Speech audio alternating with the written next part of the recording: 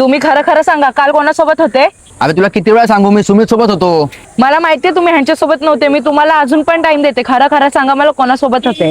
अगं तुझी शपथ, मी ह्याच्यासोबत होतो. सुमित सांग रे, सुमित तिला. हा खरं वहिनी माझ्यासोबत होता. वहिनी सकाळी साक्षी सोबत गेली आणि संध्याकाळी पूजा सोबत आणि रात्री तर मीनाक्षी सोबत पिक्चर बघायला गेली माहितीये का. आणि मला बघा वहिनीचा फोन आला ना, तर सांग की तुझ्यासोबत आहे का बघा काहीतरी आता. काय हो, काय बोलते ते? अरे पण तू एवढ्या उन्हातून बाहेर कशाला आलीस? या उन्हातून तुझा मेकअप खराब होईल पूर्ण.